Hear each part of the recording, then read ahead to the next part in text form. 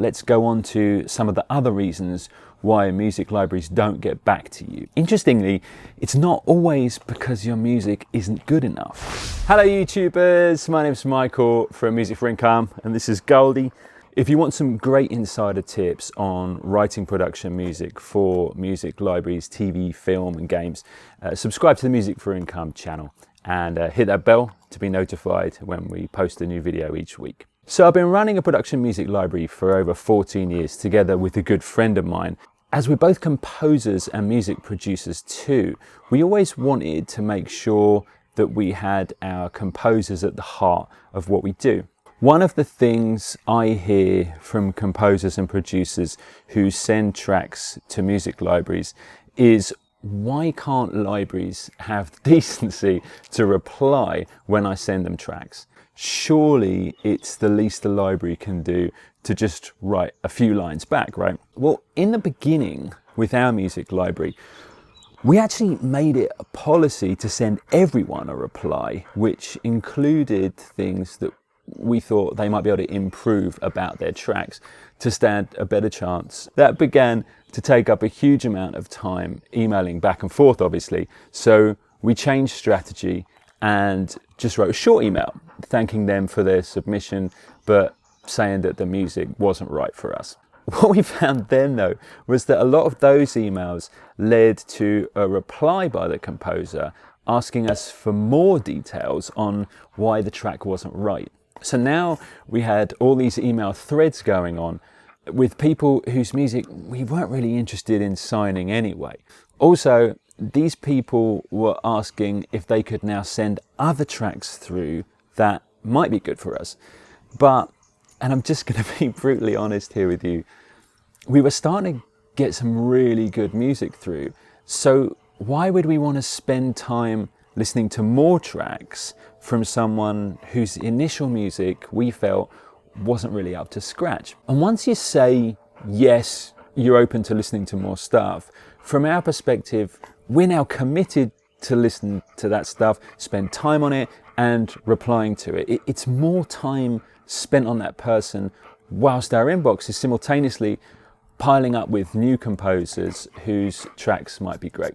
The thing is this, brutal as it sounds, it's not a music library's job to educate a composer. They just don't have the time.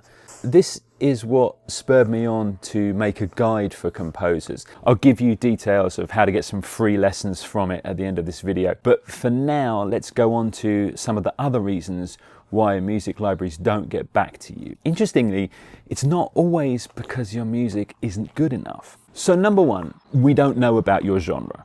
Now, nobody can be an expert in everything, right? Sometimes a library will get sent through music and it's just not a genre that they know about. Or maybe they just don't really like it personally. Music is so subjective, of course, and a library needs to release music that they know about and that they understand well. So if that's the case, the library isn't going to reply and say, we don't like it, when we're aware that someone else might. In fact, maybe a lot of other people might, and even a lot of clients. And this is where your research comes in as a composer and music producer. Always try to make sure that the music library you're submitting to feels like a good fit for your music. The second reason is that you didn't read our website. Some libraries don't take open submissions at all. Others have a specific email address for submissions or other such submission-related directions. We actually have part of our website where clients, i.e. film and TV production companies who make the programs, can create an account with us to browse and purchase tracks. And you'll be amazed how many writers don't read that that's what it is, sign up to that where the clients are supposed to register, and then wonder where it is they upload their tracks. So don't be one of those. Make sure that you read the website carefully about submissions processes. Otherwise, obviously, you're not going to get a reply. Number 3, maybe you're not contacting us in the right way. Check out my detailed guide here on YouTube as to how to email production music libraries properly in the most effective way. I'll link the video to that on the end screen of this video. There's most definitely a way to get in touch with busy music libraries. And lastly, write amazing music. Oh, I know it sounds so stupidly obvious, but if your music sounds like it would be great for film and TV, is evocative, high quality, is structured well, we're going to reply to you.